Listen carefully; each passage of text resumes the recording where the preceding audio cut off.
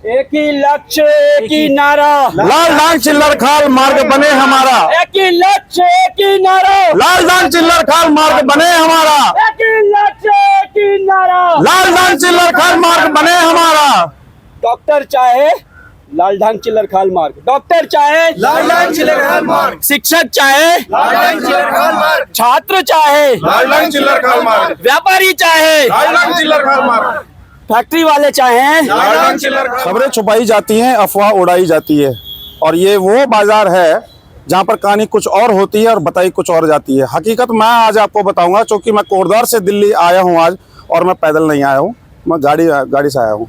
पैदल चले हैं हमारे मित्र कोटद्वार के प्रसिद्ध व्यक्ति और एक सोशल मीडिया एक्टिविस्ट पत्रकार, जो कि 2 अगस्त को निकले थे कोटद्वार से पैदल, और जो सड़क के माध्यम से यहाँ कोट दिल्ली पहुँचे तो 12 दिन की पूरी यात्रा की थी इन्होंने पैदल, और आज 1 महीना इनको लगभग हो चुका है। मेरे ख्याल से 1 आध दिन फालतू हो गया होगा, थापा जी हैं। तो अब ये यहाँ पर आज हम मिले हैं इनको पालिका बाजार में। अब इनकी जो मुहिम थी, एक ही लक्ष्य एक ही नारा, को लाल डांग चिल्लर खाल मार्ग बने हमारा, तो उस मुहिम में ये तो लगे पड़े हैं, ये तो लगे हैं, परंतु जो कोटद्वार में आज आंदोलन हुआ, जो सड़कों पर एक रैली निकली, उसने आके एक भीड़ का एक चेहरा नजर आया कि जो प्रवीण थापा जी ने आवाज़ उठाई है, और वही उसी प्रकार आप देखिए कि आज मैं यहाँ आया हूँ, तो मैं इनसे बात करूँगा। थापा जी, सबसे पहले तो आपने जो काम किया है उसके लिए आपको बहुत बहुत बधाई, और आपने कोटद्वार की जनता को जागरूक किया है, जगा दिया है। चिंगारी और आग कहीं ना कहीं लगी है, तभी वो धुआं दिखाई दे रहा है। क्या कहना चाहेंगे इस पर? सबसे पहले तो आपको धन्यवाद है, थैंक यू करूँगा। और आप कोटद्वार से आए हैं, और यहाँ पर बहुत सारे लोग आए हैं। आज सुबह मैं आपको बता दूं कि लाल ढांग से भी एक ट्रैवलर में 12 से 14 लोग यहाँ पर आए थे, और वही लोग नहीं, लाल ढांग भी पूरा उबाल में है, और वो कह रहे हैं कि हमारी भी एक मांग है। और यहाँ पर आप देख रहे होंगे कि ये भाई लोग हैं जो दिल्ली में रह रहे हैं, ये सब लोग आए हैं, ये यहाँ पर आए हैं, सुबह से आ रखे हैं ये लोग। और जैसा आपने कहा पैदल, तो मैं आपको बता दूं, आपके चैनल के माध्यम से बता देता हूं मैं कि जो ये पैदल यात्रा है, ये मैंने फर्स्ट टाइम नहीं की है। वैसे मैंने धार्मिक यात्राएं की है, कोटद्वार टू केदारनाथ में पैदल गया हूं, कोटद्वार से बद्रीनाथ जी में पैदल गया हूं, कोटद्वार से प्रयागराज मैंने 26 दिनों में वो यात्रा की है। और जहाँ तक मुद्दों की बात है कोटद्वार की, तो कोटद्वार के मुद्दों के लिए मैं सबसे पहले कोटद्वार से देहरादून गया था। मैं 3 दिन देहरादून में पहुँचा था, और वहाँ पर मेरा प्रयास था कि मैं मुख्यमंत्री पुष्कर सिंह धामी जी से मिलूं, लेकिन धामी जी उस समय चुनाव में व्यस्त हैं, हिमाचल में चुनाव थे। तो वहाँ पर एक SDM साहब को मैंने ज्ञापन दिया, और फिर उसके बाद कुछ कार्रवाई नहीं। उसके बाद एक बार पहले मैं दिल्ली भी आ चुका हूँ, कोटद्वार से लेकर जंतर मंतर तक 10 दिनों में मैं दिल्ली पहुँचा था, और वहाँ पर मैंने 2 घंटे का जंतर मंतर में एक सांकेतिक धरना दिया था, और ये सोचा था कि यार कुछ ना कुछ होगा, लेकिन उसके बाद भी कोटद्वार कुछ नहीं हुआ। आज कोटद्वार हमारा रो रहा है। समस्याओं की अगर बात की जाए तो समस्याओं का अंबार लगा हुआ है। बातें बड़ी होती हैं, लेकिन काम कुछ भी नहीं होते हैं, और छोटे छोटे कामों को बड़ा बड़ा बताया जाता है। अगर बात करें, आप जानते हैं कि बेस्ट हॉस्पिटल कोटद्वार में डॉक्टर्स नहीं है, वो जो रेफर सेंटर बनकर रह गया है। आपको मैं बताऊं, मोटर नगर का बस अड्डा, वो भी जो है वो भी कोर्ट में अभी लंबित है वो मामला, उस पर कोई कार्रवाई नहीं की जाती है। और बहुत सारी समस्याएं कोटद्वार में। शिक्षा की बात की जाए तो 12वीं के बाद सरकारी कोई कॉलेज उस प्रकार से नहीं है। आप यातायात की व्यवस्था वहाँ देख लीजिए, कुछ भी देख लीजिए आप। उसके बाद आप बात कर रहे हैं लाल ढांग चिल्लर खाल मार्ग की। लाल ढांग चिल्लर खाल मार्ग इतना महत्वपूर्ण मार्ग है, और ये जो अभियान मुझे जो मैंने छेड़ा है, इसके बारे में मैंने सोचा उस दिन, जिस दिन आपको पता है कि नजीबाबाद वाला मार्ग जिससे हम लोग जाते हैं वो भी ध्वस्त हो गया था, और वहां पर हजारों की संख्या में जो गाड़ियां थी वो वहां पर खड़ी हुई थी। उसमें चाहे वो 4 व्हीलर हो, 2 व्हीलर हो, बड़ी बसेज हो, उसमें महिलाएं थे, बच्चे थे, सब पेशेंट थे, सब लोग वहाँ पर पैक्ड हो चुके थे। और उस पूरे क्षेत्र में आप जानते हैं कि पानी भी नहीं मिलता वहाँ पर। तो मैंने उस दिन वो पीड़ा लोगों की देखी, मैंने कहा यार इसमें कोई पेशेंट है, कोई मर भी सकता है, इसमें कुछ हो सकता है, डैमेज हो सकता है। तो रात को मैंने सोचा यार क्या हमारा कोटद्वार एक टापू बन के रह गया, एक आइसलैंड बन के रह गया? कुछ नहीं, हम चारों तरफ से गिर चुके हैं। और कोटद्वार को गढ़वाल का प्रवेश द्वार कहा जाता है। हर बार यहाँ पर लोग आते हैं, चुनाव जीतते हैं, और उस प्रकार से जिस प्रकार से ठोस काम उन्हें करना चाहिए था उन्होंने नहीं किया। तो मैंने सोचा एक अभियान में छेड़ देता हूँ, और मैंने सबसे पहले हस्ताक्षर प्रचार अभियान कोटद्वार में किया। उसके बाद जो दूसरा चरण था मेरा, वो पैदल यात्रा मैंने की थी। और ये जो पैदल यात्रा थी बड़ी कठिन यात्रा थी, क्योंकि बारिश का समय था। और इस समय जो मौसम होता है ना, बारिश होती है, जो गर्मी होती है वो बड़ी खतरनाक गर्मी होती है। तो वो धूप, कीचड़, बारिश सब चीज़ मैंने वो सहन की। और उसके बाद फिर मैं दिल्ली जंतर मंतर में आया। दिल्ली में मुझे कुछ लोग मिले, उनसे बातें की। और उसके बाद 15-16 अगस्त, ये आप जानते हैं कि दिल्ली में 15 अगस्त को जो 1947 को हमारा देश आज़ाद हुआ था, तो बहुत बड़ा सेलिब्रेशन यहाँ पर होता था। दिल्ली चाक चौबंद यहाँ पर व्यवस्था थी। तो उसके बाद फिर यहाँ पर मैं दिल्ली में हूँ। लगातार अब ये जो आंदोलन है वृद्ध रूप लेते जा रहा है। और अब लोग समझ रहे हैं कि लालढांग चिल्लरखाल मार्ग बनना बहुत ज़रूरी है। बहुत सारी चीज़ें लालढांग चिल्लरखाल मार्ग को अगर बनता है तो चीज़ें सॉर्ट आउट होंगी, बहुत विकास होगा वहाँ पर। थापा जी ने जो चिंगारी सुलगाई है वो उत्तराखंड की सियासत, मतलब कोटद्वार की बात करो तो कोटद्वार की सियासत इस समय बौखलाई हुई नजर आ रही है। एक तरफ आप देखेंगे कि पूर्व कैबिनेट मंत्री सुरेंद्र सिंह नेगी जी अपनी प्रेस कॉन्फ्रेंस करते हैं और जवाब देते हैं।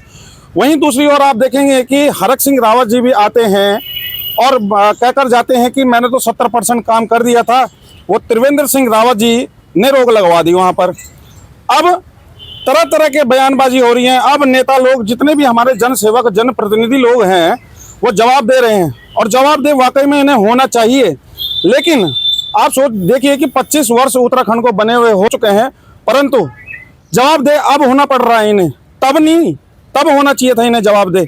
आज जो जनमानस के अंदर भाव फूट कर निकला है, जो कि थापा जी को श्रेय देंगे हम इस बात का। और दिल से हम सैल्यूट करते हैं थापा जी आपको कि आपने जो ये काम किया। संतोष भाई क्या करना चाहेंगे? मेरे साथ में आप कोटद्वार से आज आए हैं। बिल्कुल मैं थापा जी का समर्थन करता हूं और थापा जी को बहुत बहुत धन्यवाद देना चाहता हूं कि आपने ये मुहिम को छेड़ा है। और ये अभी एक चिंगारी है और ये आग में तब्दील हो रहा है। और लालढांग चिल्लरखाल मार्ग हमारा बिल्कुल ज़रूर बनेगा। ये मेरा मंत्रियों से, जितने भी हमारे नेता हैं, उनसे भी अनुरोध है कि इस पे जल्दी से जल्दी कार्रवाई की जाए। अब मंत्री की बात आई है तो एक बात बताना मैं भूल गया आपको कि थापा जी 1 महीने से जिस दिल्ली में हैं, उसी दिल्ली में हमारा सांसद भी निवास करता है। तो क्या ऐसा हो सकता है कि उनको अभी तक पता न चला हो सोशल मीडिया के माध्यम से या अन्य प्लेटफॉर्म के माध्यम से कि एक व्यक्ति, एक पत्रकार, ये पत्रकार का काम था क्या? ये कायदे से हमारे जनसेवकों का काम था, जो वोट मांगने तो आते हैं परंतु जनहित में जो काम करना होता है उसके लिए नहीं आते हैं। तो क्या ऐसा हो सकता है कि उनको ना, उनकी जानकारी में ये ना हो कि थापा जी यहाँ 1 महीने से प्रयासरत हैं उस मार्ग के लिए, परंतु अगर नहीं आते, क्या उनके पास 2 मिनट का समय भी नहीं था कि एक मिल सकते हैं उनसे और बोलते कि हाँ ये सुप्रीम कोर्ट भी बगल में ही है? ऐसा नहीं है, मामला भी वहीं चल रहा है। और पब्लिक को तो पता ही नहीं है कि क्या पैरवी हो रही है, नहीं हो रही है, कैसे पता चलेगा? एक तरफ रोहित डंडरियाल जी का बयान भी आता है, जो साफ खुले तौर पर कहते हैं कि भाई इन लोगों ने, इसके लिए जिम्मेदार कौन है? उन्होंने सांसद और विधायक के लिए कहा है। ये मैं नहीं कह रहा हूँ, ये रोहित डंडरियाल जी कह रहे हैं। पूर्व में की वीडियो देखेगा आप तो आपको पता चलेगा कि मैं किस मुद्दे की बात कर रहा हूँ, किस विषय की बात कर रहा हूँ। और आप लोग भी आए हैं, क्या कहेंगे थापा जी के सपोर्ट में? कुछ कहना चाहिए? सबसे पहले तो मैं सभी श्रोतागणों को से यही अनुरोध करूंगा कि जो भी ये मुहिम छिड़ी है, श्री थापा जी ने जो ये मुहिम छेड़ी है, समस्त 10 लाख जो जनता है वो प्रभावित होगी इस मार्ग के बन जाने से। और मैं सबसे ही अनुरोध करूंगा उत्तराखंड वासियों से कि कृपया करके इस मुहिम को आगे तक लेके जाएं और समर्थन दें और इस बात को जितना हो सके शेयर करें और आगे तक पहुंचाएं, जिससे ये जल्दी से जल्दी नेताओं तक पहुंचे और ये मार्ग प्रशस्त हो। जी, बनाना तो नेताओं ने ही है, पब्लिक केवल बोल सकती है, हो हल्ला कर सकती है, परंतु सोई भी तो यहाँ कोटद्वार की पब्लिक भी थी इतने समय से। अब ऐसा नहीं है कि पब्लिक की जिम्मेदारी नहीं है, जिम्मेदारी असल में पब्लिक की ही है और गलती भी है कि इतने समय से क्या उनको नहीं पता था? वो लोग जाते हैं, लालढांग से कई लोग आते हैं जो यहाँ व्यवसाय करते हैं, नौकरी करते हैं, लेकिन जब बरसात होती है, जब वो नाला, जो नदी उफान पर आती है, तब वो किस जान हथेली पर रखकर उस नदी को पार करते हैं। तो पता तो उन लोगों को भी है, सबको है, लेकिन आज तक इसमें किसी ने आवाज़ नहीं उठाई। और आवाज़ उठाई तो प्रवीण थापा जी ने उठाई। और भविष्य में कभी अगर ये मार्ग बनता है तो प्रवीण थापा जी का नाम मेरे हिसाब से तो वहाँ पर लिख देना चाहिए वहाँ पर, जब कभी ये रास्ता बनेगा। मेरे छोटे भाई यहाँ मास्कॉम का कोर्स कर रहे हैं दिल्ली में और बहुत सपोर्ट करते हैं थापा जी को। क्या कहना चाहेंगे थापा जी के लिए? बहुत अच्छी मुहिम है थापा जी के माध्यम से, जो ये पैदल चल करके वो आए थे, और ये बहुत ज़्यादा संघर्षपूर्ण भी रहा है उनके लिए, और वाकई ये बहुत ज़्यादा ज़रूरी भी था, पूरे कोटद्वार वासियों के लिए भी बहुत ज़्यादा ज़रूरी था कि ये लालडंग से लरखाल मार्ग को बनना चाहिए, और ये निश्चित तौर पर ये बन के भी अब तैयार होने वाला है, ये हो जाएगा। जी चलिए, आप सपोर्ट करते रहते हैं थापा जी को यहाँ को दिल्ली में। तो चलिए दोस्तों, आप ही आकलन कीजिए, कमेंट के माध्यम से अपनी राय जरूर व्यक्त कीजिएगा कि लालडंग चिल्लरखाल मार्ग, कि इसको केवल लालडंग चिल्लरखाल मार्ग ना कहें तो उससे बढ़िया, उससे अच्छा ये होगा कि हम इसे रामनगर लालडंग चिल्लरखाल खंडित संपर्क मार्ग अगर बोले तो, क्योंकि ये 2 कमिश्नरी को जोड़ता है, कुमाऊं और गढ़वाल।